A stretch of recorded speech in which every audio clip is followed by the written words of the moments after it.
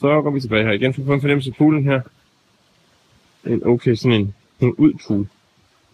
Og der har vi huset. Og der er sådan lidt trinnet der. Spørgsmålet om mor så over at sidde ude, for det er også ret vigtigt med udeområdet, fordi solen er så dejligt vejr ned, ikke? Så det handler om, at man skal forestille sig, hvordan det her ville være, hvis det var, at det var fint. Man kan selvfølgelig sige, at køkkenet er deroppe, hvor alene står op, og så skulle man så sidde herude og spise mad. Det kunne man jo også godt gøre her. Stige ned til poolen der. Og her er der selvfølgelig lidt terrasse udenfor. Man sagtens skal have et bord og sidde og hygge her. Og deroppe der er der selvfølgelig også plads til lidt højere op. Der og der. Hvad siger du, Stefan? Hvad skal vi så? Så går vi ind i huset, så tager vi huset fra den ende af, ikke? Der er en trappe op der. Jamen, så kan jeg lige gå op og vise det. Så kan man gå op her. Langs siden af huset her. Og her er der så en terrasse her, som jo også er ganske pænt. Jeg ser du det eneste her. Kunne det blive pænt, tror du? Ja, kærlighed. Skal nok have en del kærlighed, men det man kan sige, der kan man godt en have derude, som har lidt havudsigt. Noget havudsigt, men ellers så har man nabo derovre, og sin pool, og haven der står allerede der. Men altså måske kunne man udvide, så kan først gøre et glas fedt på den her grund af siden af mig. Det må man altså se på. Tilbage foran huset her. Garagen der. Der kan I se huset, som er ganske stort.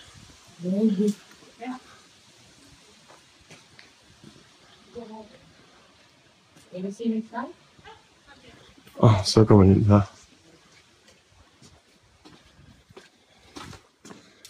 Her er en entréen, som er ret højt til loftet. Og så går man ind i entréen. Så går vi henover. Og elevatoren der. Og det er lidt mørkt, men trappen ned. Her er et toilet, hvor man kan lige nette sig, hvis man trænger til det. Og her.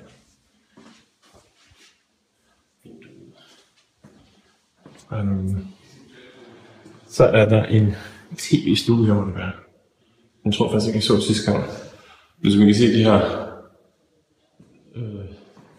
alle de der rør ud, eller alle de lamper ting ser ud, men det virker til, at det får sådan at gå til for at løbe ind. Man kan se rørene stikke ud af stedet. Kommer ind i en stue her, hvor der er en stor pejs. Det kan være ganske hyggeligt. Men så der er ikke skidt lys, men altså, jeg tror, hvis de her døre bliver åbnet, så tror jeg faktisk, der kommer en del mere lys ind. Men stuen så, den er stor. Meget stor. Jeg ser den er 1, 2, 3.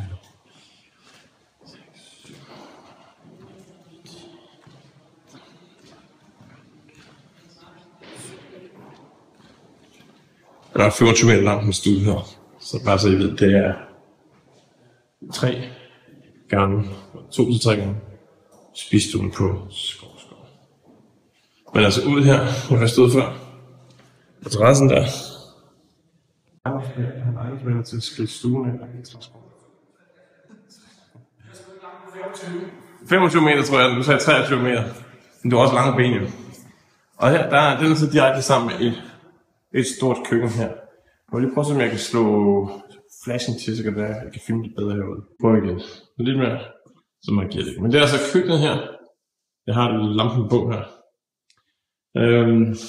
En stor sådan industriagtig hjemmehæk. Og det var brugt, kan I se, der ikke er ulækkert lavlerne. Men altså...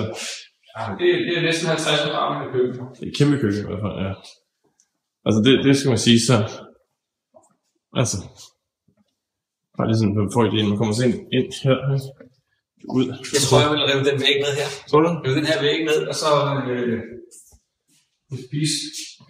Jamen, hvordan så kan man sige, det kan godt være, at man har sit tyne til at lave maden, så man ikke behøver at kigge på dem, mens de laver maden. Så kan de løbe ind og ud og servere. Og skabe og... Hvordan I har fornemmelse af køkkenet? Altså det her køkken, det er faktisk, kan ret hurtigt blive ret fint. Jeg ved ikke, om man lige skal have nogle nye elementer ind, men altså, der skal ikke laves flisearbejde eller noget her. Så det er en kæmpe industrikog midt i, hvis man gad det. Der er i hvert fald masser af plads. Man kan også bare have bord i køkkenet, så man spiser i køkkenet, så behøver man ikke bruge resten af den store stue dernede. Og her, det er så her, man har sit fadebur, eller kølerum, kunne man også have her. Hvor man har et stort kølehus med alt muligt, hvis man skulle spise så meget. Men der er i hvert fald plads til masser. Og så kan du sætte kontoret fra op, og lige, måske kunne man vaske tøj herude. Det kunne man lave. Og så kan man have sådan her, at de forskellige ansatte, de kan bare hænge deres sager der. Videre ud af køkkenet. Kan vi gå? Nu har vi vist været hele underetagen her. Og pæne blå faktisk. Op trappen. Og det har været fint. Statsblå også blandet der her. Jeg har ikke så meget power tilbage. Så jeg filmer med en flash her. Jeg tror, at I kan forestille mig at gå op ad en trappe. Og så er der en gang med nogle værelser. Og vi starter herinde. Så er der et værelse med et badeværelse. Hvis I vil se mere på det, må I spille i slow motion, fordi jeg skal alligevel nå at få det hele med. Og herinde et rum. Ja, det er vi kan gøre sådan her. Ja, så kan man få fornemmelsen af det rum her. Ved at den er her. Der. Skabe. TV. Og så videre. Og over mod nabogrunden der. Naboerne er faktisk helt derovre, kan I se.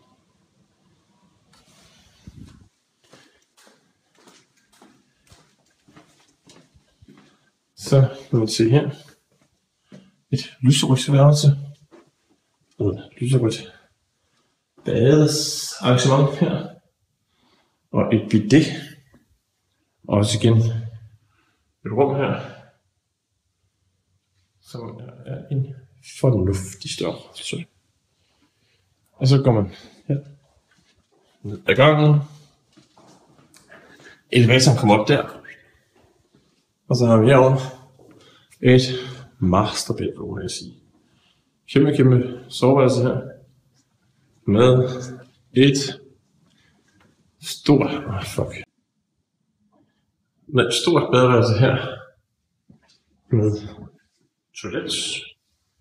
Et jacuzzi der. Og et brugsarrangement her.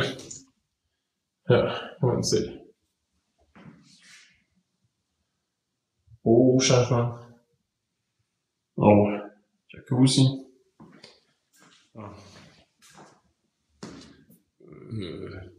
Det skal være et brugsarrangement mere. Hvis man er uvenner. Og så kan man komme ud på en meget fin terrasse herude. Det er faktisk en ret fin terrasse. Der kan man virkelig se sig. Stor bred terrasse, hvor der udgang for alle værelserne til udsigt ud over haven.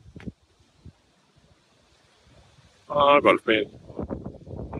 Bedre for jeg tror, jeg rent faktisk godt kan se det er så ind igen i master bedroom. Og Her videre. Og i det sidste. Det store værelse, tror jeg kun der er i sådan. Nå, der er sgu 2 værelser her. Hvad siger du? Der er 5 soveværelser her, ja. Nu må jeg sige. Også igen, der er lagt sådan en protection på gulvet her. Så det kan være til, at det skal bruges til noget. Men også, det er mørkt, men det er fordi, jeg tror, det er skodder for. Hvis det ikke lige får, så bliver det ganske lyst. Og her også et fornuftigt badeværelse her. Hvis man har de her selvskyldende lukker med det, så tror jeg faktisk ikke. Det er det også. Det er det ganske fint værelse her.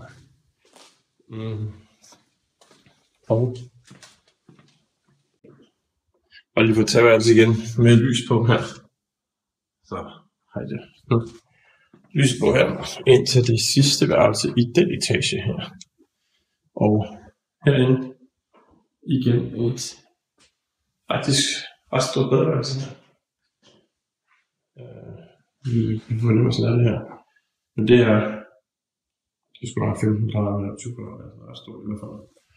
Og også et fornuftigt stort værelse. Det ser skide nok ud, men igen, de har trukket skodderne for, så det giver nok sig selv.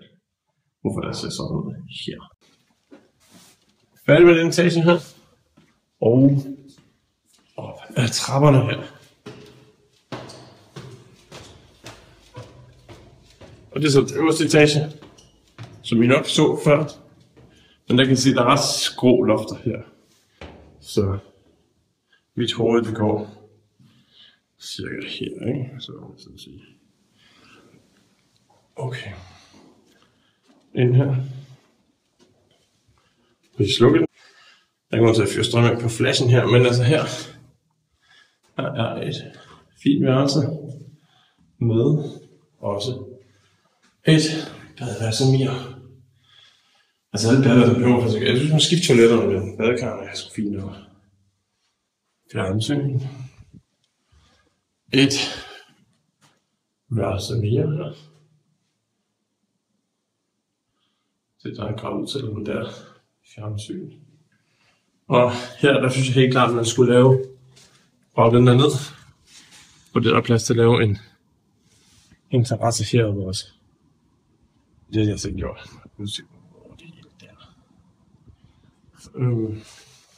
Altså man kan sige, jeg tror ikke de har meget mere men jeg tror ikke, at de har meget mere havudsigt, end de har her. Og det er nogle store badeværelser, selvom det er den øverste etage, og med lidt skrå.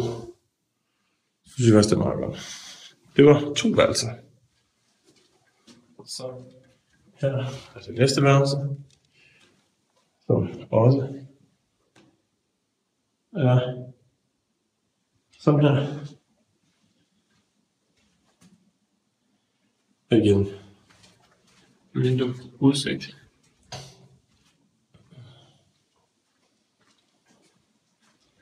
Ja.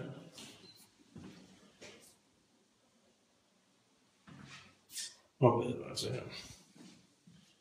Og det var altså 1, 2, 1, 2, 3 værelser heroppe. Og så så kan jeg ikke engang komme ind her. Men der må selv sagt være et værelse minimum 2 værelser derinde også. Hvor man altså ikke kan komme ind. Det er der er ikke noget, men altså der er ikke noget problem, man kan sagtens bo heroppe. Der er højt til loftet, og det er stort. Nå, vi går ned igen her. Ned til hallen.